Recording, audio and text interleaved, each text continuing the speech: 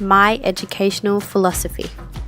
Behind every school and every teacher is a set of related beliefs and a philosophy of education that influences what and how students are taught. A philosophy of education represents answers to questions about the purpose of schooling, a teacher's role, and what should be taught and by what methods. McGraw-Hill Global Education Holdings, 2017. Oh, the places you'll go. You have brains in your head, you have feet in your shoes. You can steer yourself any direction you choose. You're on your own, and you know what you know, and you are the guy who decide where to go. You'll get mixed up, of course, as you already know. You'll get mixed up with many strange birds as you go. So be sure when you step with care and great tact, and remember that life's a great balancing act.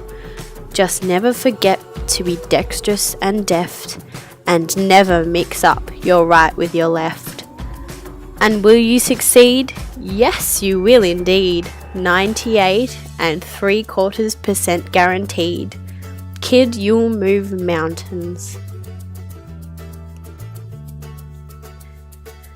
I believe if one is to understand others, one must first know oneself. To give young people an accurate view of the world education, in all forms, teachers must first help them discover who they are. I believe everyone deserves an education regardless of the parameters that we are told about. I believe every student deserves to have a say in their learning. There are many different learning styles, and as an upcoming teacher, you must be able to adapt and encourage students to be individuals, ultimately allowing you to become a more versatile teacher. My belief about education is that it provides the knowledge, skills, and tools for students to become an effective member of society.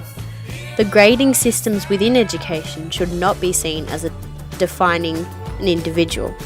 These tests only measure specific abilities to apply very specific knowledge in a specific testing system where students have to conform pen to paper. Even as teachers, we are expected to conform to the curriculum and teach what is expected. However, if we adhered to the same old philosophies and traditional approaches, students will continue to rebel and work against teachers instead of with, affecting learning and eventually the running of communities, governments, and the world. The aims, goals, purposes for education in the 21st century are: a widely known fact is that today's students are ultimately being taught for jobs that have not even been developed yet. We want students to become active citizens within communities and have the ability to create a healthier and more stable future. Investing in public education ultimately contributes to the common good, enhancing national prosperity and supporting stable families, neighbourhoods, and communities. Today's children are able to learn the challenges needed to face the current and future economic, environmental, and social challenges if their schooling as well as informal learning is built on preparing them for adult roles. To achieve their full potential as active citizens, employees, managers, and parents, students need to actively learn and develop the range of skills needed, and these skills are underpinned mastering English, mathematics, and other school subjects. Valuable skills that lay the foundation of becoming an active member of the community include cognitive and non-cognitive skills, such as critical thinking and problem solving. Sometimes these skills can lead on to other important capacities, for example, creativity, innovation, and ethics. Students are also more likely to be an active individual in the community with these social and life skills, further implementing a greater opportunity for the future. By having these important experiences within the framework of learning, reading, writing, mathematics, and science, students are able to connect not only with the wider community, but they can discover their own meaning and path that allows them to become unique and respected individuals. Teaching and Learning in the 21st Century, created by Prem Lat Sharma, outlines the purposes of education is to teach at one and the same time the diversity of the human race and the awareness of the similarities between and the interdependence of all humans. The competencies, values, and attitudes learners need for access and success in life in the 21st century are incorporating real-world problems such as social justice, news issues, to name a few, into learning. This allows students to be better engaged and learn more deeply, according to Professor Christopher Deedy, Harvard Graduate School of Education. Working within a team is a valued discipline. Students who can work together can ultimately benefit in future, creating stronger bonds and positive end results when looking for and maintaining a career. Traditional and progressive approaches should both be witnessed within a classroom, as they both have good qualities that should be upheld towards students.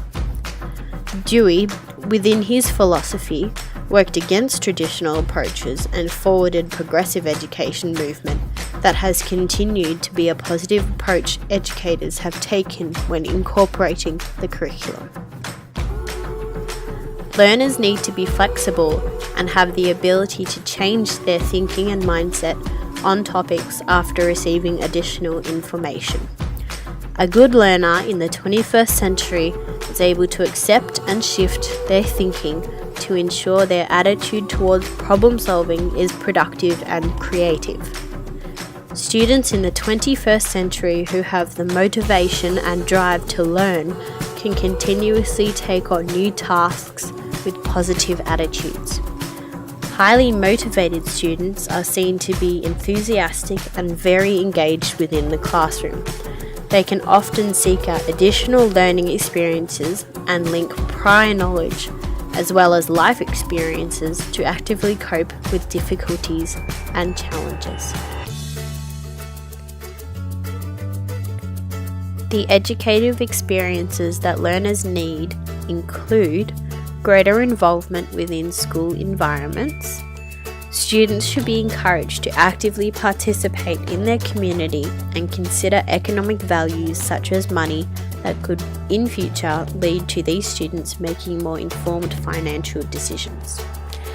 Dewey recognises once a learner has an experience, it is an educator's duty to progressively set out future activities the learner can contribute their past experiences to, providing solid pathways for their thinking and eliminating the possibility of the learner not contributing, thereby expanding the learner's access to future growth experiences. Being involved in a before and after school care setting personally has allowed me to exercise different values and learn how students react to situations.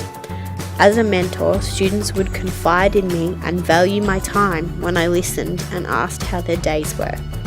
It was always a valued experience for me, and now I have the confidence to interact with students of all ages and can easily adapt and engage students with their learning.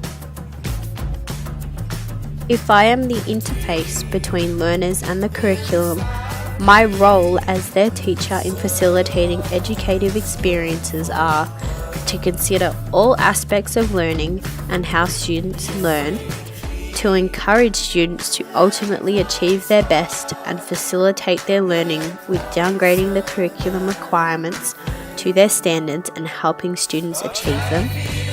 Students should be seen as producers and creators who have access to the latest and greatest tools.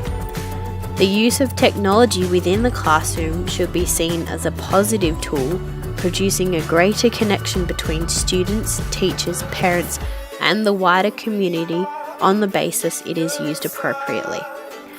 Moore's 3 types of interaction, learner content, learner educator, and learner learner, provide the necessary concepts needed to facilitate the basic curriculum into classroom activities and ultimately give independent learners the push needed to further implement skills for the future. Finally, Teachers, such as an upcoming one as myself, should value students and always believe every child can achieve a high standard with their learning regardless of how they get to their end goal. Change is something within the education system that we should value and accept, not have this belief it is something we should dismiss lightly. Cross-disciplinary skills can be easily taught and have been taught within the classroom, intentionally producing students who can independently link real-life experiences and produce greater outcomes to what they have been taught.